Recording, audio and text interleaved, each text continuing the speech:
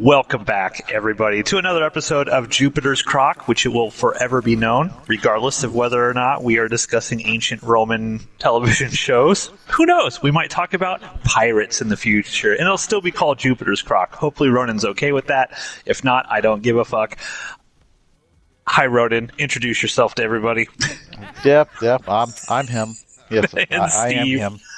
Yeah, I just pushed the wrong button and started talking into like the actual in-game chat. So Steve pressed the wrong button. Steve is a Varinus. I attended the wrong button. No, Varinus didn't know the button was there.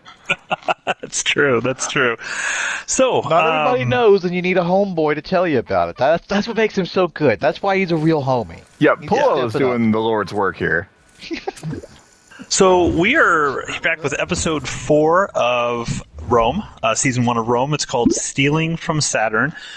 Before we sort of dive into Plauticus's recap of everything that happened here, I wanted to, of course, I get some stupid, oh God, I hate technology so much. So there's a lot, I'm trying, okay, I had this thing, I'm not a robot. God. Clearly. Damn it. Okay, well, hold on. Talk amongst yourselves. Ronan, explain, set up why you don't like any of the characters on this, and give me like 30 seconds to bring this thing back up. I could do that in less than 30 seconds. They're all boring, and they all blend together with the exception of Titus and Varinus. Steve, can you mention anything why Ronan is dumb and wrong about this take? I mean, I've known him for like 20 years. He's not had a correct opinion yet. I don't expect him to have correct opinions in the future. This episode is great. I love the political shit. I'm waiting. I can't wait to see Pompey and Caesar actually interact. Like, this show is setting up things that I want to see pay off. The characters are great. I will admit that a lot of them, like, their appearance is just nondescript white person, so it is hard to tell some of them apart. But yeah, I know who the big players are. I recognize Caesar. I recognize Pompey. Varinus, I recognize Pullo. Caesar. I recognize Antony. Like Titus. Like 4 of them, and everyone else is like, okay, which old fat white guy are you? I guess you're a senator. I don't fucking know. God. Yeah, I mean, you don't even need to know most of the senators' names. Like, it's Pompey and a bunch of senators that Pompey talks down to, and that's all you need to know. Like, they don't need to have names. They could have been credited as Senator 1, Senator 2, Senator 3. Cato. Cato is very recognizable because he is a skinny, like, gray-haired white dude, not a fat one like the rest of the senators. So Cato, and he's also always like, he's going full Hudson. What are we going to do? The Republic is falling. He stands out for always bitching. I have no problem being able to differentiate anybody in the show. So I've successfully navigated technology. So let me bring these things up for here real quick, because we're going to talk a lot about money in this episode, bribes, sestertii, denarii, and all of this. And I actually kind of looked up what these are kind of like the dollar equivalents to, and I jumping ahead a little bit here, I'm just going to read through this stuff so that we all have kind of a basis of what exactly or how much money these bribes are actually worth to all these different people. So there might be some minor spoilers here for some of the stuff we will discuss, but I just want to read through this. So roughly speaking, 4,000 sestertii is equal to 1,000 denarii, which is equal to approximately $100,000. So 1,000 denarii is $100,000. Caesar and Posca discuss the various bribes Caesar will give out to the various government officials. For one such bribe of 50,000, it's not clear whether the amount is sestertii or denarii, but in either case, they are discussing an amount equivalent in modern terms to anywhere between $1.25 million and $5 million. This may sound like a lot, but Caesar allegedly bribed the consul in 50 BC, Lucius Paulus, with 36 million sestertii, which is equivalent to $900 million in today's day and age, and Tribune Gaius Acuro with 10 million, which equals 250 million. Mark Antony offers Varinus 10,000 sestertii as a signing bonus to re-enlist in the 13th Legion, a sum roughly equal to $250,000. And then Caesar rewards Pullo with the 100 gold pieces for finding the gold. Since there are 100 sestertii to the orus, which is a gold piece, this is equal to, again, $250,000. So, just wanted to, just so we're aware of like the money that's being thrown out by Caesar at this point as we get into it. Okay, well, just so you're aware, I'm referring to all of this as space bucks going forward because I am not memorizing the actual dollar amounts. Okay, well, I assume, Steve, that anything anyone says just automatically goes into the bear trap of your mind, and you just automatically remember. So, nope, I apologize for not bucks. assuming that. Okay, go ahead. Take it away. Stealing from Saturn. Fucking hell. Pompey is I don't remember. It must have been last episode, but as Pompey is fleeing town with the gold, the least important thing on his mind, the other senators are like, this is bullshit. This is fucked. We left Rome behind. Your people with the money never showed up. What's going on? And Pompey's like, it's fucking fine. Stop whining, you little bitch. I trust that one guy I left to do this important job. He will do it. The money is going to be here. It's all going to be fine. Well, the beginning of episode 4 is them talking about how none of this is fine. None of this is fine whatsoever. The gold is gone, and they don't know where it is. But apparently, one of the thieves, I don't know if this idiot was just captured by Pompey or if he ran back to Pompey thinking he got away. They show him on his horse in the previous episode. He gets away, and then he's hiding in the bushes as Pullo walks by.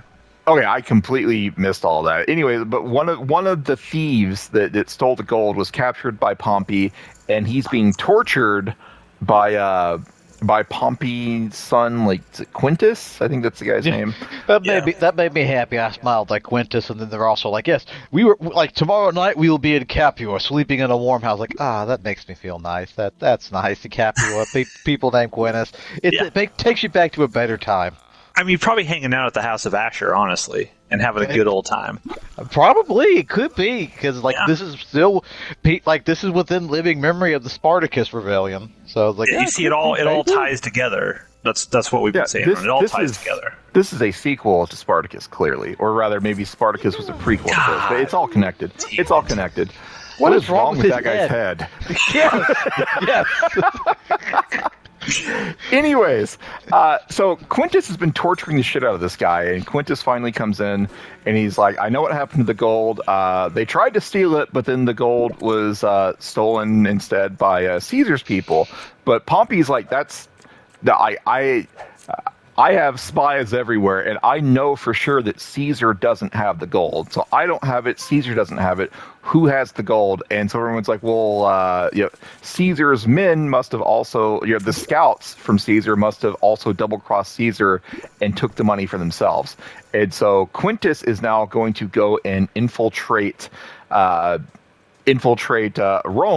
to find out where this gold is. A very Caesar-like move, intermingling yourself with the rebels. Very, very Caesarly. Yes.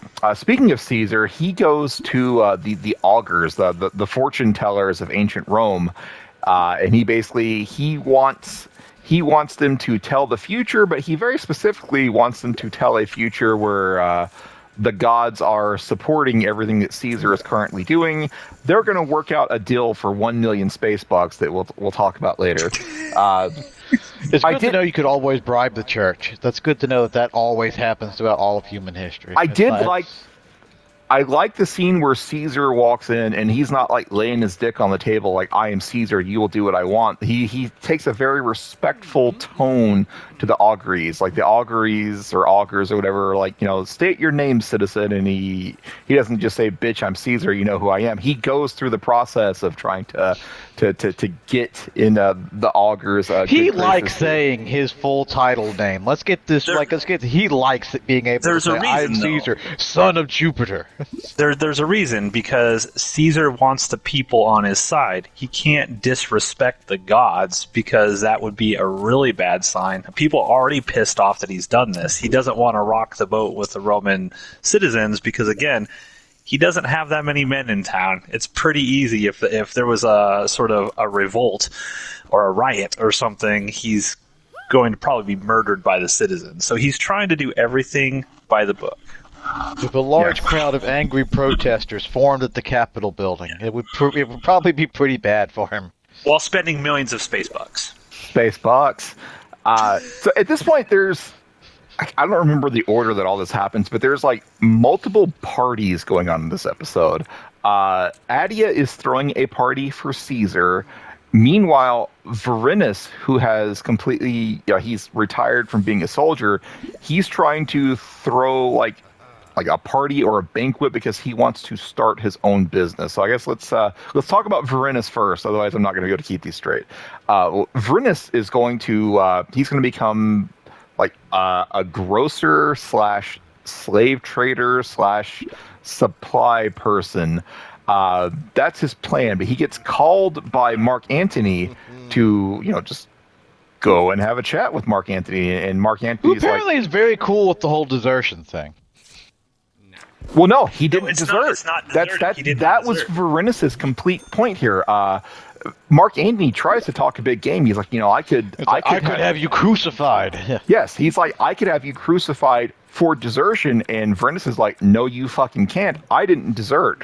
The rules of Rome are there are no soldiers past the Rubicon. If you are in Rome, you are a citizen.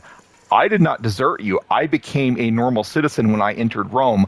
Fuck you, Mark Antony. And Mark Antony, he kind of backs down, but he's also like, look, it's a brand new world. I could totally fucking kill you if I wanted to, but I'm not, because you are technically correct, which is the best kind of correct. Yes. But Mark Antony. What's cool about this is like Mark Antony. You see in this thing, like, he's like, the entire 13th Legion respects you. Like, we need you here for all the shit that's about to go down. Like, Mark Antony doesn't want to kill Varinus at all, because he's like, the men, like, they put him up on this amazing pedestal. Now, we don't necessarily see it in the first 3 episodes, but allegedly, Varinus is like the guy when it comes to the 13th. Yes, and Mark Antony, the goal of this is to lure Varinus back. He starts kind of mocking Varinus, like, you're not going to be a fucking grocer. You're a born soldier. We need you. So how about this? Like, you come back, and not only will you be a soldier, you will be an evokai. Matt, what's the rank he's being offered here? He's going to be like captain, essentially. All right, I don't remember the term, but he's basically being offered a much higher rank in the military, as well as 10 million space bucks. And Varinus at this point is still a man of honor. So he's like, nope, I have chosen... Prefect is the term. He says something like an evokai or evoktakai or something. I don't know. There's another title that I can't remember. Regardless, a high rank and a lot of money, and Varinus turns him down. It's like, nope, I've chosen this path. I'm going to see to it. And then Mark Antony's like, all right, get the fuck away from me. But just FYI, if this happens again, I'm not going to be so nice in the future. So anyways, Varinus leaves. He goes back home. He's going to start his business, but they have to, I guess it's tradition to have a banquet and a party and try to get all of your, he wants his business to be blessed by the gods, and he does that by a party with, a lot of rich people there. So at first, no one shows up to the party, but little by little people start trickling in. There's like a businessman whose name I don't remember, it doesn't matter. The most important people are the in-laws. So his brother-in-law and sister-in-law, you might remember the brother-in-law is actually Niobe's affair partner. And so basically everyone here of importance knows the deal with this baby except Varinus. And so they show up because it would be awkward if Varinus' in-laws didn't attend his own banquet to announce him as this new business owner. So they have to show up. But you can tell that Niobe and all of her confidants that are in on it, like they did not want the in-laws there. They did not want Evander and Lydie there. But it would be bad optics for them not to be there, so they have to show up. And so while Varinus is having a chat with this other rich guy, and the rich guy is like, look, you need anything, you come to me. I'm a man who knows how to get things. And Varinus is like, oh shit, this is working out great. I've got my first, big, high-powered contact. Meanwhile, sister-in-law, whose name I think is Lydie, she's getting tanked. She is getting super, super drunk. And getting waspy in here. She's dancing with other men. Dancing with other men, and Niobe's confidants are like, look, she's got to go. Like, she made an appearance, she needs to fucking leave. And so they go and tell Evander, like, you need to get your wife and you need to fucking go. And so Evander goes to Lydie. He's like, we need to get out of here. And she's like, fuck you. How about I just reveal the secret to everyone and get you killed? They get into a fight, and in the fight, they end up knocking over the statue of whatever god Varinus was praying to earlier, and that's a bad omen apparently. So the party comes to a screeching halt. The next time we see Varinus, he's just kind of sitting there with his head in his hands, going like, I'm fucked, I'm so fucked. No one's ever been more fucked than I have right now. So that's what Varinus is up to right now. His business empire is not off to a good start. What am I doing? The playing this crumbles hand? are so fucking fast. I've busted out like 6 times already. I'm just gonna bust out again. I don't even care. This is all fake money. It's not 1 million space bucks. Slam that button. So Varinus is, lamenting his failed business before his business even starts. So let's talk about Adia's party. We'll eventually come back to what Varinus is doing. Caesar is now in Rome. Like, he's conquered Rome. He sets a curfew. He makes it so that you can't martial law. Yeah, martial law. You can't be out past a certain time. No more than 3 people can gather in public or one public spot at one time. He's taken a firm hand. But eventually it's going to be okay because he wants the people to support him. Addie is throwing a party to celebrate to celebrate Caesar. And so Caesar gives her a guest list, like Caesar's main slave and Addia's main slave. They have a little powwow where they talk about the guest list. And Addia's main slave is like, Caesar's not planning to kill these people, right? And Caesar's main slave is like, I mean, probably not. Like, it's probably going to be fine. But I don't actually know. Caesar's, it's not like super important, but we see it frequently throughout the episode where Caesar's main slave, whose name I don't want to keep calling him that, but I don't remember his fucking name. He's like the bookkeeper. I'm going to call him the bookkeeper from now on. So like every time Caesar promises a bribe to someone, he's like, bookkeeper, write that down. And bookkeeper writes down 1 million space bucks. And the whole time the bookkeeper's like, Caesar, we don't fucking have that. We've got like 3 space dollars left. Stop promising people all of these fucking bribes. But Caesar's like, no, it's going to be fine. Yeah. Posca. Posca's the guy's name. Posca. All right. So Posca's like, what are you going to do? Are you going to kill a bunch of rich people to get this money? And Caesar's like, I'm not going to kill anyone unless I have to. So he wants to get money by influencing people, but he's not completely opposed to just wiping out folks and taking their shit if he has to. But he's not there yet. He's trying to make this insurrection as peaceful as possible. So that's what Posca's doing the whole time. Addie is throwing a party for Caesar and all of Caesar's guests, and she's very upset that Servilia is been invited. And I do not remember why Adia has this conflict with Servilia. Did any of you? She, from my understanding, I don't even remember who she is. she's the older lady that Caesar loves. Brutus's mother. Yeah, Brutus's mother. And my whole thing is, go buy a fat cock. Okay, that one. All right, yes. I gotcha. I'm following. Yeah. The fat cock lady. So I was under the impression that Atia doesn't like her because she doesn't like this woman having any influence over Caesar. Like, Adia wants to be the main sort of female person in Caesar's life to have that. But also the fact that Servilia's family sided with Pompey. And so she's very upset that that Caesar invited her there, and then basically you're going to have a Pompey, from Attia's perspective, a Pompey supporter in her house. She did not like that. Oh, it came across to me like Attia was jealous of Servilia, Because she's getting more lover. attention. She's getting a lot of attention from Caesar. It's just like she came across like a jealous lover, but also Attia definitely, as far as I can tell, doesn't want to fuck Caesar. So I didn't get it, but regardless, Attia doesn't like Servilia, doesn't want her around Caesar. So when she gets the guest list and Servilia's name is right there, she's like, why the fuck would this person even be invited? This is bullshit. But ultimately, it's Caesar's guest list. She has to and you find out she's banging Mark Antony. Because Mark Antony's in her bed. And he's like, why are you waking me up, woman?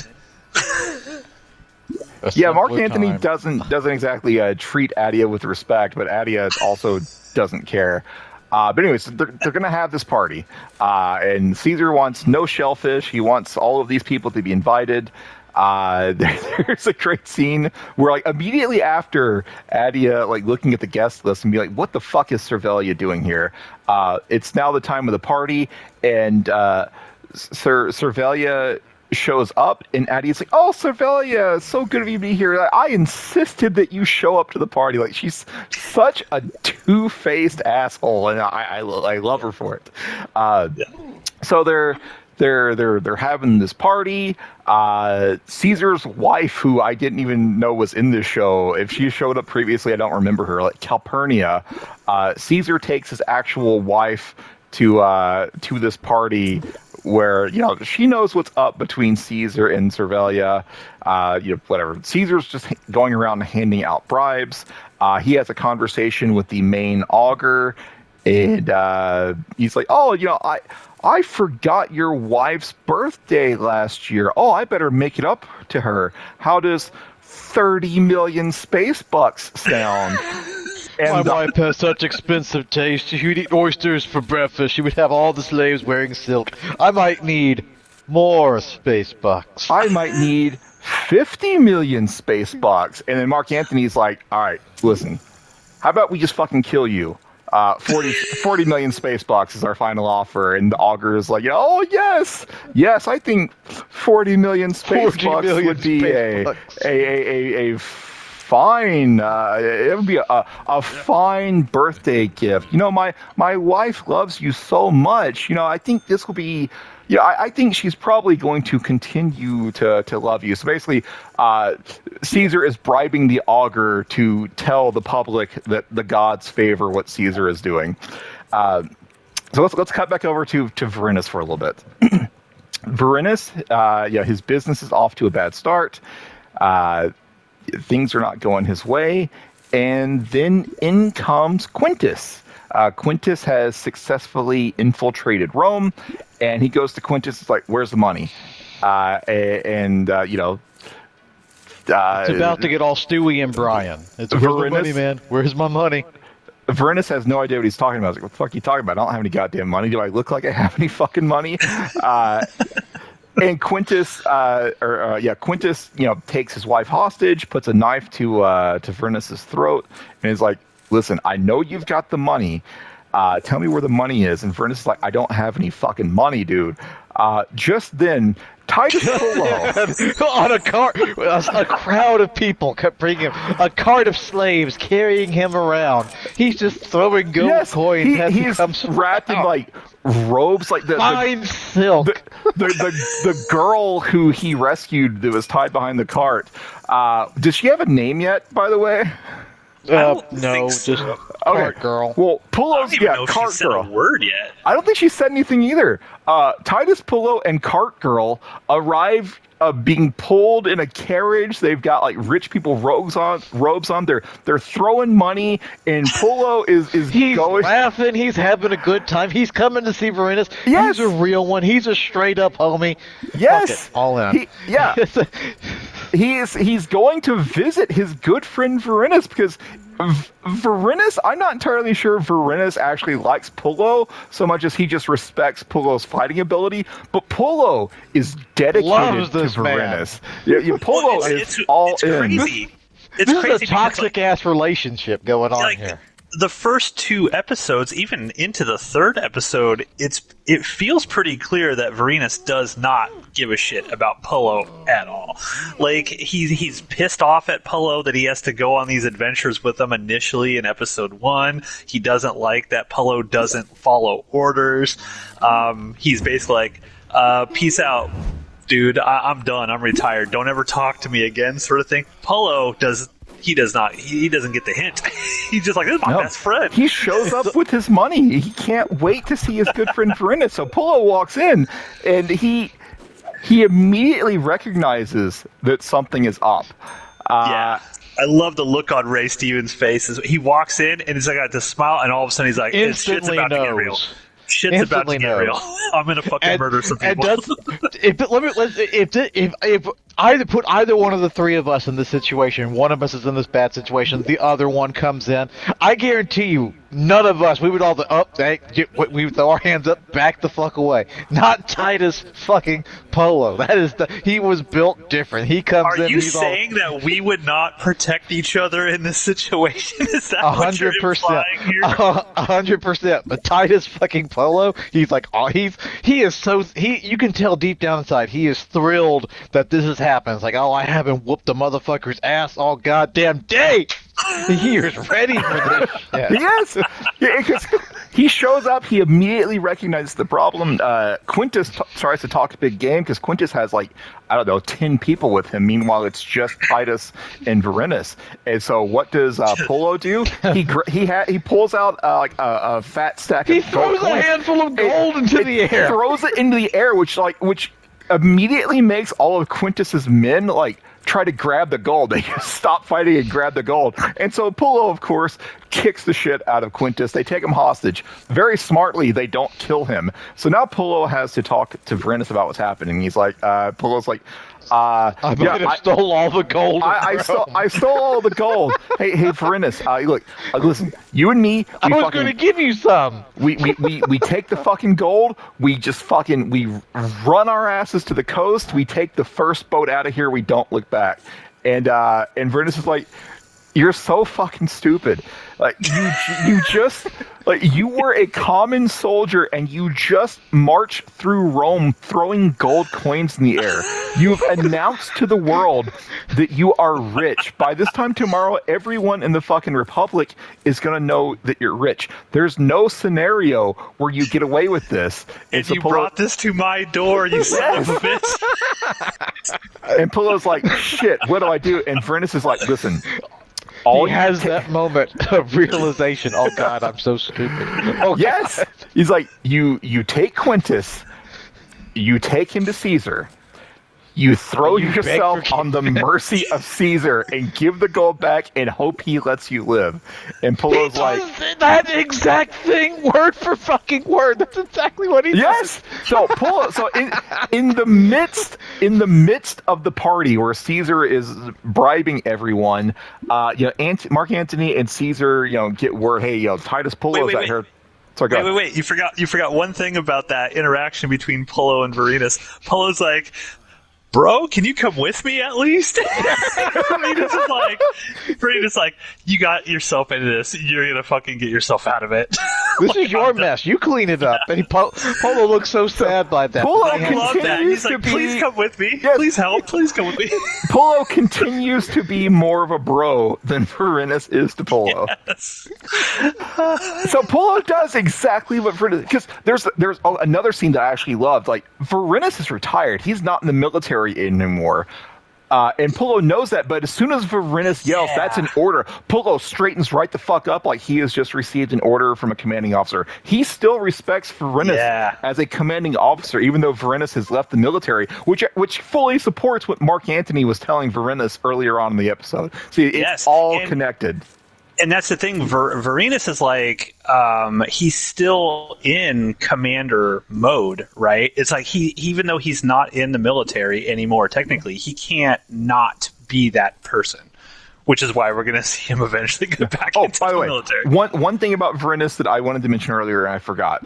I don't remember if this is this episode or last episode. It's probably early this one. But, last episode, Pullo told Verinus that this is how you win your wife back. And so tell her she's beautiful every day. It had to have been this episode, but he goes and finds Niobe, and he's like, "Look, I know I've been a shitty husband. I'm sorry. Please forgive me. Let us start over. And if you want to start over, tell me, and I will be happy to have you. If you don't want to start over, tell me to leave, and I will go. And that will be. I'm throwing this hand away, and I don't like it. Tell me to go and I will leave. I will not hurt you. I will do nothing. I will let you have everything. Tell me to go and I will go, and that will be the end of it. But she almost cracks and tells him. Yes. She starts to tell him, is like, it's not just you. Like, I have also sinned as well. And she starts to cry. She's about to tell him, but then he says, the past is the past. Let's start over. And so they start over, and I think that must have happened before, even the business scenes earlier. So Niobe, that was very early episode. Niobe and Verinus are back on good terms with one another, even though sister-in-law almost spoiled everything. They're still making some snipey comments at each other, but I think that's just part of their relationship. Yes, that's just how they roll. It's like part of our relationship, honestly. It is. Yeah, fuck you guys. So Niobe and Verinus are on good terms. So back to Pullo. Pullo goes and finds Caesar and Mark Antony, and he is so scared. He is so scared. They interrogate Quintus. They basically Pullo spills the beans. I think he just tells him the straight up truth. No, that's the thing. I don't know that he tells him the truth. Like this, as far as I understand it, this is what Pullo tells Caesar. He tells Caesar, "Look, I came across some soldiers and some gold. I took the gold. I hid it. Then Quintus shows up looking for the gold, and it was only at that moment that I learned the gold was from the treasury, and when I figured that out, I immediately came to you to come clean." Is that actually what happened? Did he really not understand that was from the treasury? I don't think he knew where the fuck that gold came. I would wager a bet if you had told Titus Pullo, this is the fucking fortune of Rome right here, he still would have dragged, because he has to get the ox to move. He has to get in front of the ox, pull them to get them to move. He still would have done that and buried that shit. That he 100% would have. Maybe he wouldn't have trounced around the city, sprilling gold, saying "I'm rich, bitch." Maybe he wouldn't have done that. So was he going to steal this gold regardless of whether it came from the treasury?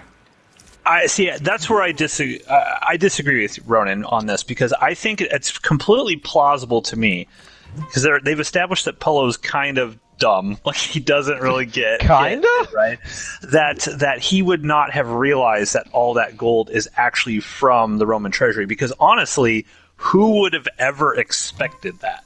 Like that would have been something that was just like, what do you mean I came across an ox cart filled with all of the wealth of Rome? I don't even think he gave a thought as to where the money came from. He was just like, gold, let's get the fuck out of here and spend all this money. I think he comes to realize what that is during this sequence here. And I think when he's like, I didn't know, I just buried it, and I came straight to you. I think that's definitely a lie, But I don't think until that scene he knew that it was. See, that's what I couldn't. I thought he knew. Like, I guess where would he have thought this gold came from otherwise? So I thought he was lying to Caesar about not knowing the gold was from the treasury. But you're on team. He was telling the truth, at least about that part.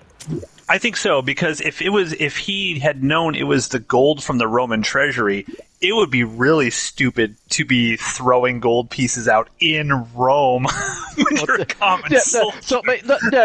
I believe had he been told this is the fortune of Rome, I believe he still would have taken it. But I also believe that, like, regardless, like, more than likely, because by this point he already knew that, like, the nobles have fled. When he saw that gold, he just kind of figured, this is some rich fucker's gold. Mine now. I'd be on board with that, because if he's so scared that he's going to get killed just by going to Caesar to present this gold to him, like if you had told him at that time last episode, that's the entire wealth of the entire Rome. Like, he loves Rome. Like, he's a Roman citizen. He's not going to steal. Who was just trying to get his boy to leave the beach with him. Yeah, he loves the city. All no, right. but he did not know that was the Roman wealth. That's my take on it. You have a different one? That's fair. I love that we all have different ideas about this. Like, my take is it was all a lie. Matt's take is he was telling the truth mostly, and Ronan's take was like he was lying. He just would have lied differently had he known the truth. Yeah. Pullo's a great character, is what we're all saying here. Anyways, Pullo confesses to Caesar with the maybe not lie that he didn't know this gold was from the treasury, and everyone wants to kill Quintus at this point, but Pompey's like, absolutely not. We're going to send him back with Caesar. Yeah, Caesar. Yeah, he's Pompey's nephew, yes. Or whatever. Caesar is going to send Quintus back with a peace/truce terms for Pompey. And Mark Antony's like, are you fucking shitting me? No, we can't do that. And Caesar's like, no, we're doing it. We are going he keeps telling him, shut up. He's shut the fuck up, Mark Antony. Shut the fuck up. Caesar Julius fucking Caesar, bitch. Against the wishes of his most closest ally, he is going to send Quintus back alive with terms for a truce to present to Pompey. And so he sends Quintus back, and then Caesar has to close the deal with Pullo and Antony. So he says, Antony, you and Pullo take some men and go and recover the gold. Titus Pullo, I know that you're a thief, but you're a lucky thief, and things have worked out in my favor, so I'm going to let you live. You get 100 You're pieces a useful of gold. idiot. Well, he tells Pullo that he's blessed by fortune. Yeah, like he's blessed by fortune. He's like, I'm not going to go against the goddess fortune. So you're a lucky idiot thief, and I am going to benefit from that. So I get to let you. So you're going to live. So $250,000. Here's until you eventually get space bucks. Everything's just a million space bucks. Yeah, when he does tell Caesar, because there is this very nice moment when he's telling Caesar, I didn't know that it was the money of the Republic, sir, and he's like shaking. Caesar just plays this cool, kind of turns, walks, looks up to the sky, and says, "Thank you." Yes. Caesar is buying his own bullshit now that he is being blessed by the gods. And I guess why wouldn't you if just 100 million space bucks were dumped into your lap? If you're Caesar, who gives a fuck whether or not this soldier meant to take? All that matters is that it's yours now, and you don't have to go on a killing spree to start paying people off. You now have the money you need to do all these. Everything works out fine for you now. Everything's coming up, Caesar. Who gives a fuck whether or not this bumbling idiot knew it was or wasn't? He was stupid enough to tell me the truth. So that's all that matters to him at this point. So Pullo is going to go recover the gold. Mark Antony is going to go with Pullo to recover the gold, but not before Caesar tells him, do not fucking question me in front of my enemies again. So he kind of puts Mark Antony in his place. So they leave, and now it's just like Caesar and Octavian. So there's another good Octavian moment. They're talking about the truce, and Octavian at first is like, I don't know that Octavian, or I don't know that offering a truce to Pompey is the right strategy here, unless you offered terms to Pompey knowing that he wouldn't accept them, but his underlings might. And so Pompey's like, oh, you figured out the trick. So Caesar. Damn it. I told you they all look alike, goddammit. Steve's falling into the trap. No. So yes. Caesar's like, good job, Octavian. You figured it out. Yes, I want Pompey's people to turn against him. I want Pompey to reject the truce, but all of his underlings being like, you know what? Maybe we ought to give this. And we see Pompey later on. The terms of the truce, and he tries to just ball up the paper and throw it away before anyone even reads it. But the terms of the truce are Caesar gets full immunity for anything that he's done so far, and both sides disarm. And Pompey is like, absolutely not. I am the consul of Rome. I will not disarm. I am in the right here. And his senators are like, maybe we ought to consider this. And Brutus, Brutus is there, and he's telling Pompey, you know what? Caesar's been remarkably peaceful so far. Maybe we ought to consider this. So already, it's Pompey against basically everyone else in his little court that he's running right now. So Caesar and Octavian. Caesar's like, good job, Octavian. You're figuring shit out. And then Caesar seizure mode. Yeah, he has seizure a seizure. attack. He has a seizure. And what's the bookkeeper's name, Matt? Posca. Bookkeeper. Posca, whatever. I'm just calling him the bookkeeper. That's easy to remember. Bookkeeper is like, Octavian, come with me. Like, we have to get Caesar. They basically find an isolated room. Bookkeeper puts a stick in Caesar's mouth to bite down on, and Caesar has the morbus. Basically, I think he's meant to have like epilepsy or something similar. But basically, they have to keep this a secret because I guess in Roman times, if you had the morbus, this was considered like a curse. And so it's a curse from Apollo. A curse from Apollo. The men, the city, the Romans will not follow a man who has been cursed by Apollo with the morbus.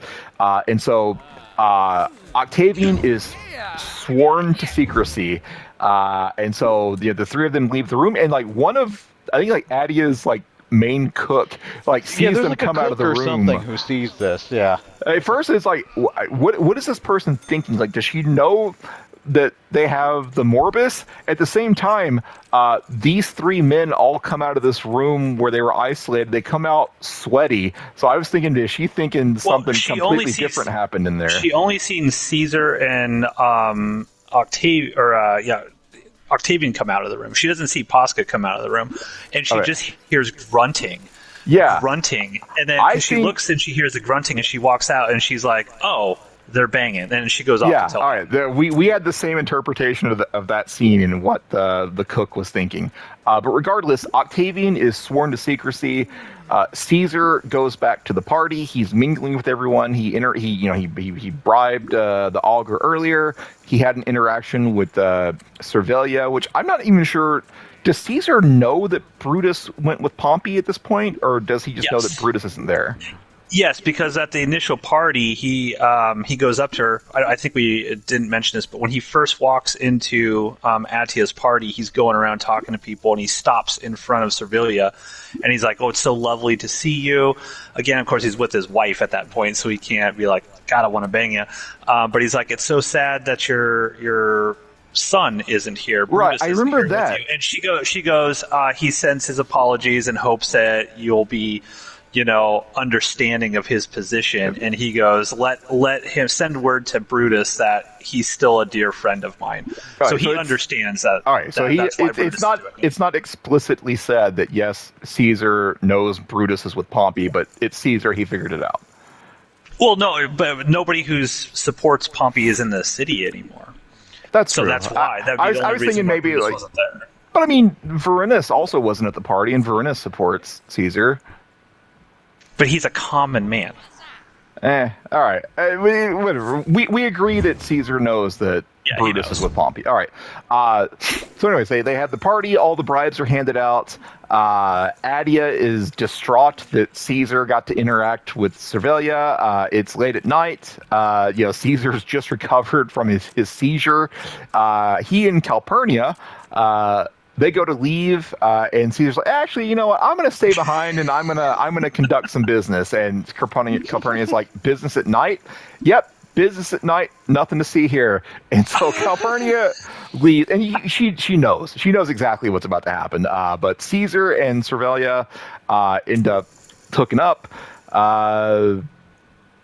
Then, after 8 long years. What else happens? I'm trying to remember how the episode ends. There's a scene where ends where Caesar goes to the augurs. Okay, yeah, sorry. Before that, though, there's one more scene I want to talk about. Okay. So the party's wrapped up. Caesar got to bang Servilia. Pullo, now back to being dressed in like normal citizen rags. He goes back to Vernius's house with cart girl, and he sees Evander, the brother-in-law, with Niobe, and they're talking about their situation. Evander is still questioning like Niobe, like, tell me that you love me, or tell me that you don't love Varinus, or tell me that you do love Varinus, and I'll leave and you'll never see me again. Yada yada yada. Pullo walks in on this and catches on it. Immediately, he doesn't say anything, but you can tell he immediately identified exactly what's going on. I have so many regrets about this hand. He immediately regrets, or he immediately understands what's happening without saying anything. So at some point, the cat's going to be out of the bag, and Pullo's probably going to be involved. But yes, the end of the episode is Caesar goes to the augurs, and the augurs have rigged it so that the appropriate birds fly past the window, and I guess all the space bucks. They got all the space bucks. They got bright. So I don't like what is a good reading. Like, birds fly past the window is good. Birds don't fly past the window is bad. Like, I don't know. I think it was because I think they take those birds that are like black or whatever, and they release those instead of the white birds. I think the white birds were they're looking down like it's a bad omen. This cowboy hat motherfucker. Black birds, whatever, it means good fortune. Yeah, like they don't explain like what is considered a good sign versus a bad, and I don't know enough about Roman history to have that in my head. Regardless, the appropriate birds fly by. And so it's announced to Rome that yes, the gods have blessed Caesar, and that's got the people where we end. So now, yes, the people back Caesar as Pompey's own cabinet members begin to slowly turn against him. Great episode. Awesome. Fuck Ronan. Awesome great episode. Awesome episode. This continues. I've watched this series in the past. I loved it when it was on HBO, and as I watch this more, I'm just like, man, I forgot so much because these episodes are so goddamn dense. And we had that same comment about a lot of the Spartacus episodes, where so much shit was crammed into it. But it's like, we're only 4 episodes in, and basically Caesar has already defeated Gaul and got the entire Roman populace on his side in the span of like 2.5 hours or something. It's just, there's just so much shit going on. I loved it. Steve loved it. I'm curious now why Ronan hates it. I've already explained it. There's about 10 minutes of really awesome shit in this, and everything else is like, I don't care about any of you people. I just don't like any of you. I don't give a fuck about anything you're talking about. I don't care. When's my boy gonna pop back up again? Like, what exactly is it about the other characters that you don't like? They're boring. They don't stand out from each other. They're but I disagree. Bland. I will say visually, Cheerios? some of them don't stand out from each other, but I don't know what else you would expect. One person's trying to take over a fucking country, the other person's trying to stop it. They all have their underlings doing underling things. Like, boring is not how I would describe any of this. Uninteresting. I don't know. I'll look up some different words for boring and get back to you on that. Ronan, I respect your incorrect opinion. Yeah, it's totally cool if you don't like it. I mean, you can be wrong about lots of things in life. So I'm curious, what is it about Spartacus, like a typical Spartacus episode that's very dense, that you like more than something like this? Is it just like you like the gladiators and their personalities more than the personalities you're seeing here? Or the gladiators all have great personalities. All of what, even like Badiatus and like all of their scheme, even the bad guy characters, they all stand out from each other. It does help visually. They're all very, very distinct from each other. They're not all just, oh, here's another generic white woman in a white robe. No, they all have they all stand out, like visually and personality wise. You can, like, the bad guys, they're forming plans. You understand the plans, and they're also like, it's like, you gotta love a smart villain. That's part of why Asher was so great. You love a smart character, so you're willing to root for them, even though they're doing horrible, evil things. Like, God damn, he's just so good at it. And again, they all stand out, and they all have great personalities and characters, which this show only has about 4 of. Disagree. But That's all I got. Steve, Hey, do you No, have I'm any going other all in last blind. comments? All in blind. Oh, This shit, is it. yeah. This is the last hand. yeah. No, I love this. I am all into this. This is just Spartacus 2 for me. I agree with Ronan on a lot of these characters looking the same. That's the only criticism of his I agree with. I am hooked on all of the plans and plottings of these people here. Loved it. Absolutely loved it. Cool. Yeah. So I've gone all in. Let me see what the next episode is titled, so we can key up. Be sure to attend that like button, ladies and gentlemen, because if in 2 weeks, Ronan's got Sound Jack off King, in the King com- 8, 5. Jesus Christ, I am fucked. Sound off in the comment section. Come on, 5s and What do I have? 3s. Oh, kings and twos. Oh, there's a 2. Oh, that's a lot of hearts. Give me a 6. No, that's not good. Ronan's looking good I right have- now. I don't like this. I I don't have like 3. this. I don't like this. Yes! Yeah! Oh, Fuck you! Fuck all of you! Unbelievable. Oh, and I got an achievement for that. Octagon. 8 times your buy-in during a single multiplayer ring game. Oh, yeah, that's great. I mean, I hope you peasants have a good time watching the next episode. I'm fucking rich Episode over here. 5. Yeah. Pullo over here just stole our money. The ram has touched the wall is episode 5. So in 2 weeks, every Wednesday, we're dropping a new Jupiter's CROCK. So Is it check every that. Wednesday or every 2 Wednesdays? Every 2 Wednesdays? I'm sure that's what I said, right? Wednesday no. every 6. You have been Every saying 6 months from next Wednesday is when it's going to happen. you've been alternating between every Wednesday and every other Wednesday this entire episode. Probably last episode too. Every other Wednesday.